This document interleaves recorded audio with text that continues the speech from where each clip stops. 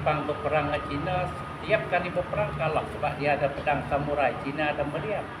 Maka Jepang mesti mencari tempat untuk beli meriam besar.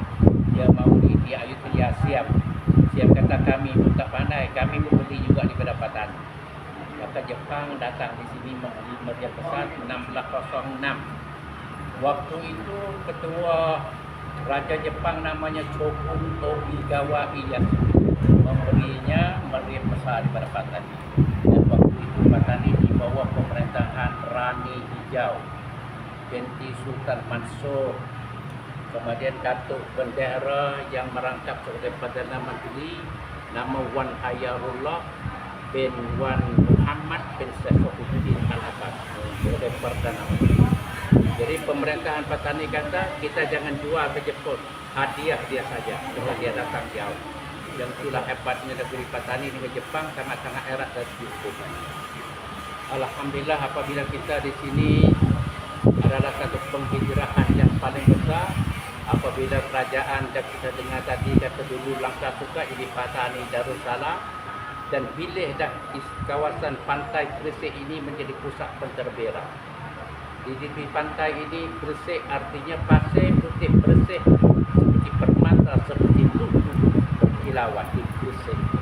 Dan ternyata kata di Gresik inilah seorang ulama besar Wali Songo iaitu Maulana Malik Ibrahim, putra kepada Maulana Zainal Abidin yang diabang kepada Sayyid Ibrahim Al-Hadrami, Sayyid Ali Nur Alam. Dia lahir di Gresik, maka pergi di Surabaya buka tempat dia namanya Gresik supaya kenalkan negeri yang asal nenek moyang. Jadi alhamdulillah waktu pemerintahan Raja Patani pertama tak sempat buat masjid. Hanya pusat ibadat panggilnya surau saja. Surau ini bahasa Parsi. Surau atau madrasah, musalla atau balai, orang Melayu panggil balai. Jadi belum ada lagi masjid dengan cara resmi. Jadi satu hari apabila lah Sultan Muzaffar Shah Raja Patani kedua naik memerintah menghadap gurunya iaitu Syekh Saifuddin itu pakai yang kita bicara tadi, menanya ya tuan yang mu'alim, tuan Syekh, gereja Islam selain daripada puasa dan ibadat apa bahagian gereja Islam? Syekh Saifuddin menjawab kata Patani sudah jadi negeri Islam tetapi tidak ada lambang simbol Islam, tidak perlu ada. Jadi Sultan terkejut tanya apa itu simbol Islam, iaitu masjid. Belum ada masjid, adanya surau, tidak ada masjid. Maka di sinilah Syekh Saifuddin Sultan Muzaffar musyawarahnya Bandar Negara Datuk Bendera buat masjid yang besar secepat mungkin depan istana. Belakang kita istana. Di sini masjid ni dia panggil kata Masjid Negara. Satu lagi masjid di Datuk di tepi pantai di Datuk. Dua tempat tu buatnya sekitar tahun 1514 Masihi. 1514 Masihi artinya masjid ini usianya 509 tahun sampai sekarang. Masjid yang pertama di Nusantara yang dibina, dibikin, dibangun dengan batu bata, bukan kayu, batu bata. Masjid di Demak dan seluruh Nusantara buat dengan kayu, tapi di sini dengan batu bata. Batu bata ni sendiri daripada orang Patani buat. Bata ni buat sendiri di kawasan ini. Dan susunan bata yang kemat, yang rapi ini dia menggunakan 4 perkara. Sebab susunan bata satu-satu keping zaman dulu belum ada simen. Apabila belum ada simen, orang tua dulu dia menggunakan 4 perkara sebagai ramuan. Ramuan menggunakan gantikan simen, satunya puluk hitam. Puluk hitam dia tumbuk macam bedak, lei putih, puluk hitam dia macam bedak. Yang kedua kulit kerang. Kulit kerang tepi pantai banyak kerang banyak, dia tumbuk macam lei juga. Yang dua, yang ketiga telur putih. Telur putih dan yang keempat menisan pekat, nisan air, nisan pekat. 4 perkara inilah ramuan menjadikan gantikan semin. Jadi alhamdulillah mana tersusun rapi terseragam ini daripada wisdom, daripada fikrahnya orang-orang tua kita zaman dulu. Jadi masjid ini sudah siap sana itu dengan desain bentuk sana itu bukan Melayu Raya. Tetapi reka bentuk masjid ini adalah Al-Yamani. Sebab orang yang desain masjid ini tak lain tak bukan gurunya Sultan iaitu Syekh Safiyuddin Al-Abbas, iaitu Tok Pakeh Diraja tadi. Jadi dialah yang di imam pertama. Daripada kubur tadi dekat sini, dekat saja, tak sampai 1 kilometer kalau zaman dulu, dekat saja dia jadi imam di sini. Jadi alhamdulillah masjid ini jadi masjid yang sangat-sangat barakah.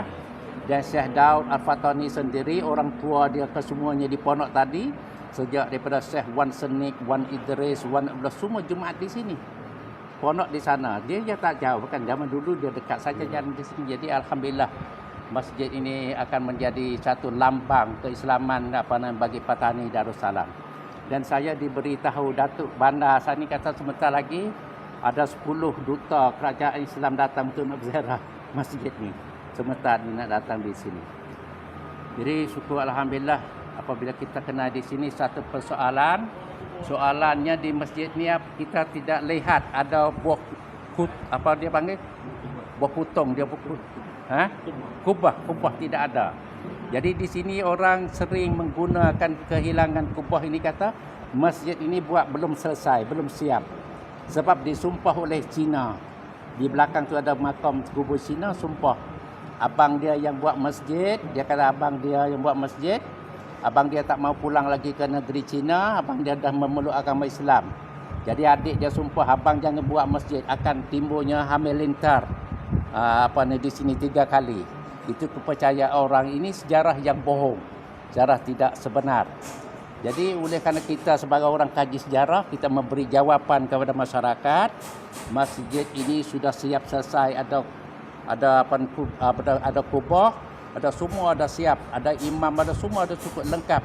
Tetapi kehilangan kubah itu hasil daripada peperangan antara Siam dengan Patani tahun 1786. Apabila Patani kalah perang, semua ni mana kata dibakar oleh pemenang di mana-mana saja. Siam sendiri apabila dia kalah perang dengan Myanmar, dengan Burma, istana dia di Ayutthaya dibakar, semua dibakar, tempat rumah ibadat dibakar, semua dizalim lah. Di Patani pun macam tu juga.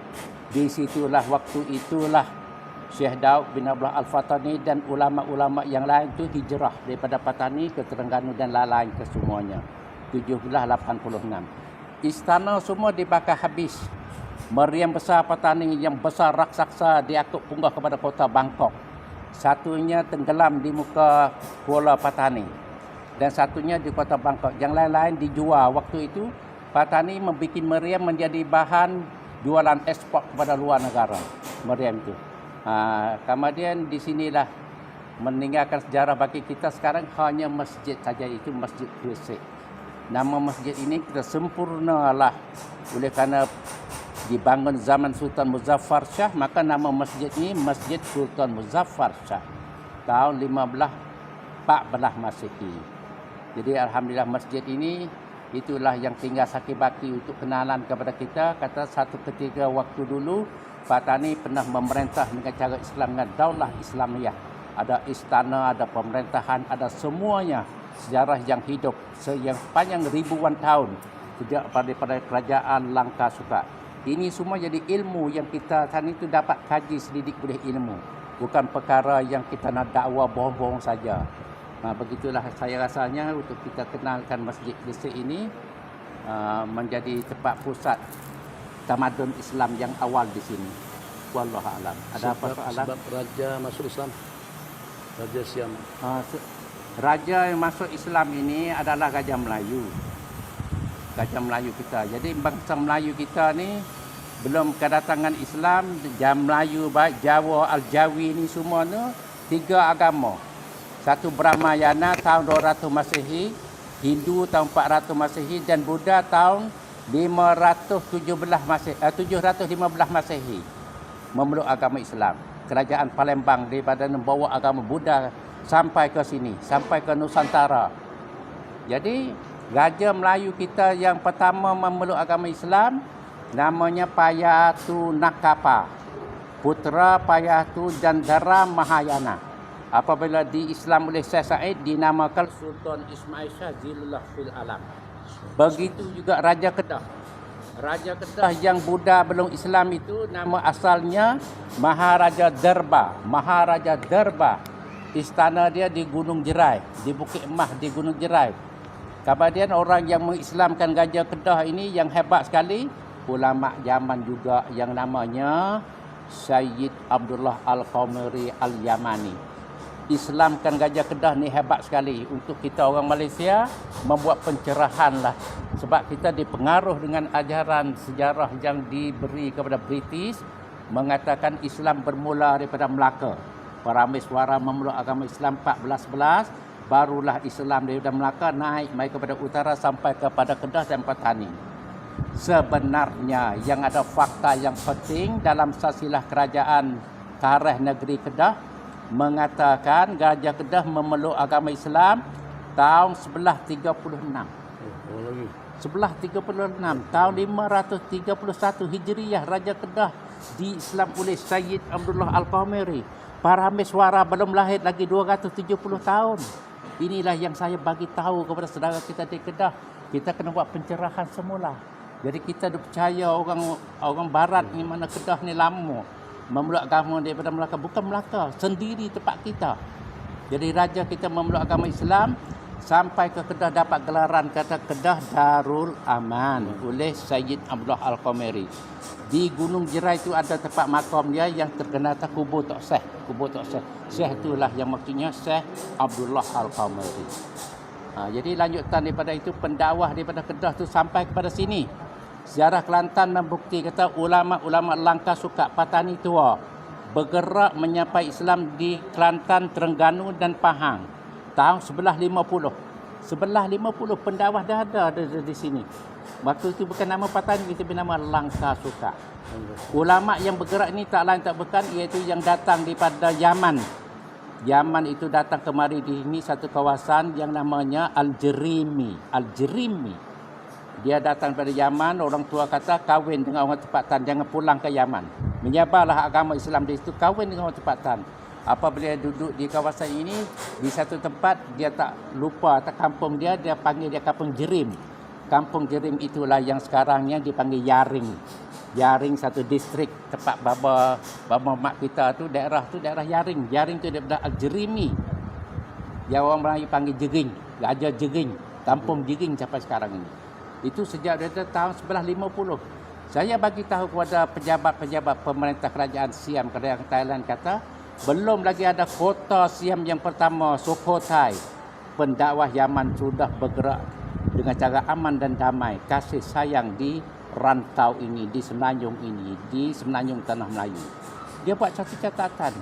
Jadi tahun 1600 Buddha itu, pendakwah sudah ada di sini bergerak Islam dengan cara aman dan damai, bukan kekerasan, bukan pengganas, bukan teroris. Ini adalah bukti dalam sejarah. Jadi begitulah mana kita kenalkan sejarah ini supaya kita kenang. Kemudian kita datang di sini sebentar tadi kita ziarah makam Syekh Safiuddin, tapi satu tempat lagi mungkin lain kali kita pergi iaitu Syekh Said Al-Basisa. Orang yang sangat-sangat tinggi kesabarannya. Raja Patani ini masuk Islam dah 3 kali murtad. 3 kali murtad. Siapa terakhir kata, kalaulah baginda raja menyembah agama berhala nenek moyang lagi, perhamba tak akan main mengobati lagi, tak buat rawatan. Walau perhamba dipacung sekalipun. Itulah tegas Syekh Muhammad Said Al-Basisa. Ketiga buat rawatan 7 hari. Kali pertama 41 hari. Kali yang kedua 21 hari. Kali yang akhir 7 hari sembuh. Yang ketiga inilah baginda raja kata, ya Tuan Syekh, duduklah dalam istana ini.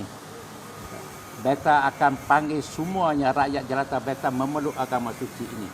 Lidah Raja Sultan Ismail Shah menyeru pada rakyat jelata, wahai rakyat jelata, memeluklah agama suci ini. Di situlah bermulanya apabila orang Melayu wajib agama Islam sebab perintah daripada Sultan Ismail Shah Jilullah fil Alam. Dan perkara ini alhamdulillah tercatat dalam Akta Perlembagaan Malaysia. Malaysia sendiri pun juga apabila sebut Melayu wajib agama Islam. Tambah lagi kalau ulama fatwa ini lain pada itu mazhab Syafi'i iaitu Syekh Daud Al-Fatani Syafi'i mazhabnya. Alhamdulillah. Jazakallah khair. Terima kasih. Masih banyak. Alhamdulillah sama-sama. Bapak Nabilah, kita ucapkan jutaan terima kasih pada Bapak Ismail. Sejarah itu karena cerita sejarah inilah, bukan bukan nisbah keturunan atau tak ada kan? Ya, jadi Sejarah Baba Ismail sejarah. Sejarah itu sejarah karena paparan sejarah nih ya. para sejarah Jadi ya. bukan asal daripada sejarati atau macam tak ada. Tak ada. Tak ada. Jadi alhamdulillah kita dapat maklumat banyak daripada beliau. Jadi hanya Allah yang Maha mengetahui. Kita mengadakan kunjungan pada kali ini dan juga kawan-kawan ikut dari jauh dan bergerak daripada beberapa tempat untuk kita bersilaturahim dengan saudara-saudara kita di Fatani, dan juga pada masa yang sama untuk kita mendapatkan maklumat silaturahim, untuk dapat ilmu. Alhamdulillah banyak yang kita dapatkan. Jadi ya Allah ya Arhamar Rahimin, Allah yang Maha mengetahui dengan nawaya. Kita bukan untuk dapat duit, bukan untuk dapat jawatan, bukan untuk mendapatkan kedudukan, tak ada. Bawa anak 7 orang, 5 orang, ada yang bawa bini, ada yang tinggalkan bini, ada yang tinggalkan anak. Bawa bini tak? Tak bawa, tinggalkan bini. Jadi hanya Allah yang Maha mengetahui atas segala niat yang kita niatkan. Jadi kita harapkan kita terkumpul dalam golongan al-mutahabbin fillah, kumpulan orang-orang yang berkasih sayang karena Allah Jalla Jalaluh. Maka dengan kita natawassal bihaula'i jami'an, tawassul dengan Syekh Safiyuddin, dengan Syekh Said yang mengislamkan Raja Syekh Muhammad Said Al-Basisa. Al-Basisa. Jadi tadi macam mana diceritakan, pada masa itu raja itu sudah berobat ke sana kemari tapi tidak mempan. Jadi pada masa diterapi, diobat oleh Syekh Said tadi itu, akhirnya sejak beliau itu sembuh, maka raja pun masuk Islam. Tapi tak macam mana pengaruh agama sebelumnya masih ada, murtad. Pas Islam diterapi, masuk Islam lagi sampai 3 kali, sampai cerita yang terakhir tadi yang sudah diceritakan. Maka kita tawajuh, kita berharap, kita meminta, kita memohon kepada Allah Jalla Jalaluh, tempat-tempat bersejarah yang telah kita kunjungi, nama-nama ulama yang kita dengari, dan juga dengan ulama-ulama yang bersama kita pada siang hari tadi. Dan insyaAllah sampai kita tinggalkan Fatani pada 20 Tajuk Haju hari bulan satu lusa. Mudah-mudahan ini diantara daripada asbab yang dengan kita akan mendapatkan syafaat, akan mendapatkan rahmat, maghfirah daripada Allah Jalla Jalaluh, dan juga syafaat daripada mereka. Ya Allah, karena kita tidak ada kepentingan apa-apa untuk kita berkumpul selain daripada untuk kita mengunjungi saudara-saudara kita, dan daripada kita ingin mengenal sedikit banyak tentang sejarah Islam yang datang ke Nusantara, yang tentunya dengan generasi-generasi kita yang ramai tidak tahu tentang paparan sejarah, yang tidak tahu macam mana mak awak, ayah awak, tuk wan, tuk dan semuanya memeluk agama Islam, sehingga sampai dengan mereka-mereka ini kena dikutuk, kena dicerca dan juga kena dicaci, sampai tersimpan dalam dada kebencian kepada orang-orang Yaman secara khusus. Mungkin tidak perlu Abi paparkan tentang itu. Kebencian yang wujud di dalam hati mereka. Kenapa? Karena kita tidak tahu yang menyelamatkan nenek moyang kamu, yang menyelamatkan kamu juga dengan rangkaian nasab dan keturunan. Asbabnya karena mereka yang datang daripada negeri jauh tadi itu. Bukan dengan Mercedes, abang datang dengan Mercedes. Jangan ngantuk bang. Bukan datang dengan Mercedes, bukan datang dengan pesawat, tidak. Datang dengan Masya Allah, dengan suatu perjuangan yang besar. Jangan ngantuk, tak boleh ngantuk. Depan Bapak, hilangkan ngantuk, hilang nilai kendaraan segalanya. Tak ada nilai apa-apanya. Kendaraan yang abang punya, duit yang abang punya, itu kecil daripada yang kecil. Dibandingkan dengan detik-detik kita waktu menyebut nama salah seorang daripada ulama besar. Berikan tumpahan sepenuhnya. Tak ada. Kereta itu kita tinggalkan. Kekayaan yang kita banggakan, kita tinggalkan semuanya. Yang berkat jasah kita semacam ini yang paling besar nilainya nanti di sisi Allah Subhanahu wa Ta'ala. Jadi kita ucapkan dan aturkan secara ucapan terima kasih banyak-banyak sama Bapak Ismail panjang umur, Sehat. rezeki sehat afiat, panjang sehat, berkat hidup berkat menjadi asbab kebaikan kepada generasi muda ini semuanya, dan juga menjadi asbab kebaikan kepada umat, yang mudah-mudahan syafaat daripada para awliya itu akan sehari akan sampai kepada kita semuanya. Sebab kalau dengan kita sudah banyak bergelut dengan ulama, mana anak-anak kita, mana cucu-cucu kita, mana juga sebagian istri-istri kita. Tuh kira kita serahkan pada siapa kalau pada waktu kita mati nanti. Pada waktu kita sudah terpajam, ini generasi ini sudah habis. Tuh masih kecil-kecil lagi anak Sofyan, masih kecil-kecil lagi juga anak Abi, masih kecil-kecil lagi cucu kita. masih kecil-kecil kan anak Syekh Aminuddin. Bapaknya alim Allah kabir. Tapi bagaimana dengan anak cucu kita? Jadi kalau Allah tidak memberikan belayan kasih sayang kepada anak cucu cicit kita sampai pada generasi hari kiamat nanti, kalau kita tidak tergolong wa kana abuhuma salihah, 7 keturunan ke bawah, bagaimana dapatkan belayan penjagaan turunan daripada Allah abuhuma salihah. Ini kewajiban kita. Jadi kita menjadi ahli shalah, agar kita menjadi ahli iman, menjadi ahli yakin, menjadi ahli ibadah, menjadi ahli kebajikan, supaya nanti anak cucu cicit kita, generasi kita, masya Allah tabarakallah, muntasibina ilaikum dengan penuh kebanggaan, tisab dengan kita dengan penuh kebanggaan. Bapak kami di antara jadi Pak Dalil Mahabbah, mudah-mudahan kita tergolong dalam kumpulan muhibbin. Ibadah untuk ibadah letih, ibadah jenuh, ibadah tak banyak mana. Perjuangan kita tak ada apa-apanya dengan perjuangan daripada mereka. Maka satu-satunya kita andalkan sekarang ini agar macam mana dengan kita boleh terkubur dengan mereka, bukan karena ibadah, perjuangan, pengorbanan yang kita laksanakan, tapi kita boleh terkubur dengan mereka mahabbah yang tersemat di dalam hati. Maka ingat pesan Imam Ahmad bin Hanbal yang lagi sedang berbaring macam tu, duduk tegak, hormat, takzim, kerana disebut nama salah seorang daripada ulama. Imam Ahmad lagi sedang sakit. Jadi orang jadi tergamam, kaget, terkejut. Tu guru duduk tegak, hormat, sopan, santun. Kenapa? Sebab tidak sopan, tidak layak, tidak patut nama seorang ulama disebut, sedangkan dengan kita dalam keadaan berbaring. Mungkin juga bahasanya daripada tak patut nama ulama kita sebut, kita dalam keadaan mengantuk. Okey. Terima kasih semuanya. Maaf bang. Makasih. Jangan lagi di satu sumbangan ke sejarah kami anak-anak sini kan. Masjid Kristik ini berbaik, Uhud dua satu dia berbaik. Mukhtafi. Saya kecil waktu umur 7 tahun masjid ini dibuang. Naik pohon kayu. Hampir 51 tahun lebih. 1 tahun lebih. Tidak ada solat di sini. Tak ada asal. Lepas pada perang. Jadi diterbit kembali lebih kurang 40 tahun. 40 tahun. Jadi Masya Allah. Bagaimana makbarah juga mukhtafi. Muslimuna ma ya'rif syai. Anzuru anak hadal masjid. Zahara hadal syai jadid. منذ 40 سنة فقط. الله أكبر. بعد وجود أجور الدعوة والعلماء ناس يحبون الدين. ودليل أن هذا أعمال مقبولة. إذا أعمال مقبولة ولو ترك جدد من جديد. Allah, alhamdulillah. Jazakallah khairan jazaa. Insyaallah semuanya min ahli mahabbah, jadi ahli ma'rifah, jadi ahli taqwa, ahli ibadah, ahli kebajikan, dan juga zuriat kita, anak cucu kita, anak ramai. Atau anak ramai juga kah? Anak ramai berapa orang? 4 ramai itu, baru muda, masih muda lagi. Mungkin 10 nanti. Jadi mudah-mudahan ya Allah dengan berkat ulama-ulama Fatani, dengan berkat ulama-ulama daripada Yaman dan juga dari Nusantara dan juga daripada seluruh dunia, Allah bimbing, Allah berikan petunjuk, Allah berikan hidayah, Allah berikan ketenteraman, ketenangan, makrifah dan juga ubudiyah kepada Allah Jalla Jalaluh, kepada anak cucu, cicit, keluarga, adik-adik, sanak saudara dan istri-istri kita semuanya. Hablana min azwajina wa dzurriyyatina qurrata a'yun waj'alna lil muttaqin imama, ja'alna min ahli taqwa wa ja'alna min ahli nafaat, ja'alna min ahli barakat wa ja'alna min ahli inayah wa ja'alna min ahli karamah wa ja'alna min ahli safa wal ma'rifah ya karim ya arhamar rahimin bi jahi man lahu jah wa bi makanati man lahu makana ya arham ya qayyum ya dzal jalali ikram ya arhamar rahimin.